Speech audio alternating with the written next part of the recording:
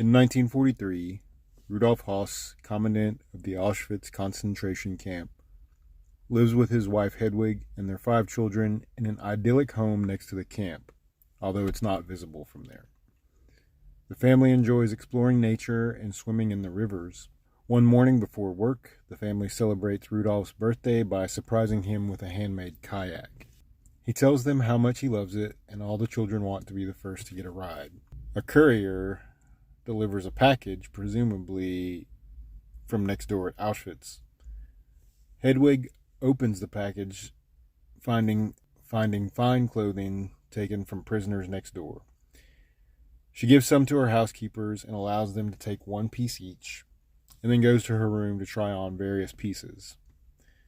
Beyond the garden wall, gunshots, shouting, and sounds of trains and furnaces are audible. Rudolf approves the design of a new crematorium created by Topf & Sons. The group discusses the ability of the new furnace to dispose of approximately 500 prisoners an hour with cold detachment. Rudolf is particularly interested that they can be starting a process in one chamber while cooling is going on in another one. Rudolf finishes his birthday with a family dinner complete with birthday cake. Afterward, he strolls the garden having a cigar, the sounds from the camp next door still audible. Sometime during the night, a young girl sneaks out to hide food at the prison camp worksite. She buries apples at places where the workers will be digging the next day. Before going to bed, Rudolf and Hedwig chat about an old vacation to Italy. She wants to know if Rudolf will take her back there because she had such a good time. He agrees, although he does not know when he'll be able to take her. They laugh about a man who played an accordion for the cows they saw that day. One day, while on a fishing trip with the kids, Rudolf notices human remains in the river, rushes to get his children out, and sends a coded note to camp personnel, chastising them for their carelessness. Later, Höss receives word that he's being promoted to deputy inspector of concentration camps and must move from the family home to Orenburg near Berlin. He plans on letting Hedwig know. However, before he gets a chance to, her mother shows up to visit. Hedwig shows her mother around the house and pointing out all the amenities, and eventually to her daughter's room where she'll be staying.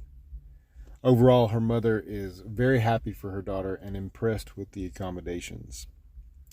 Rudolf sends a memo to all SS members. Hedwig later takes her mother on a tour of the garden, telling her how she's built it up over the 3 years that they've lived there.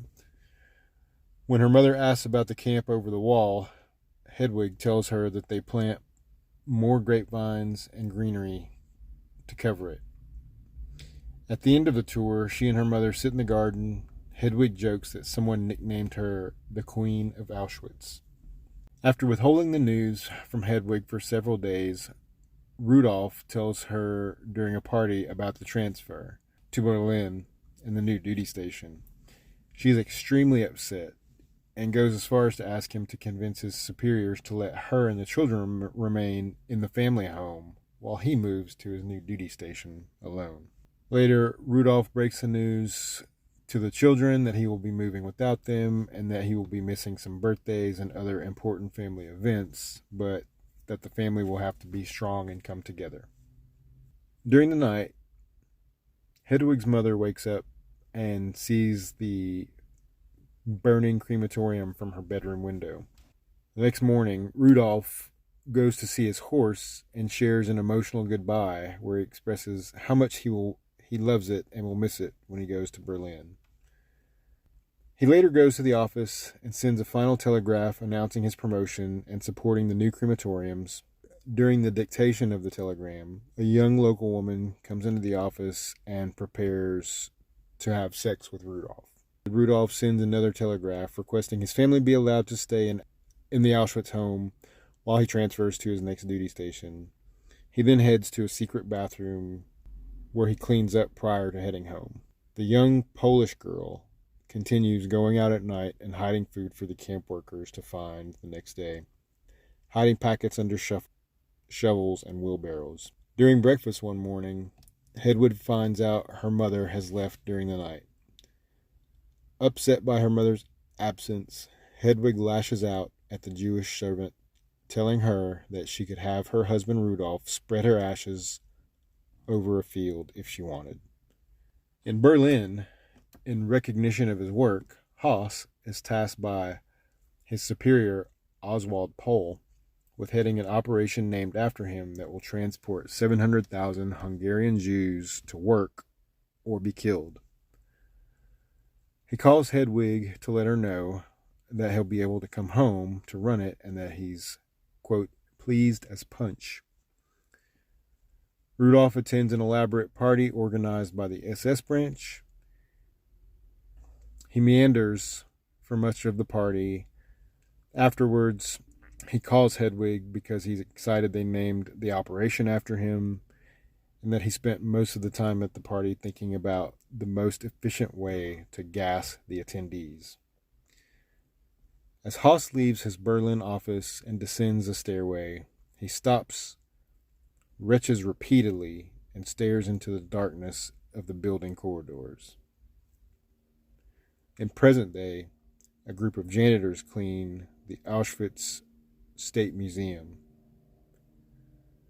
Back in 1943, Höss continues going downstairs, descending further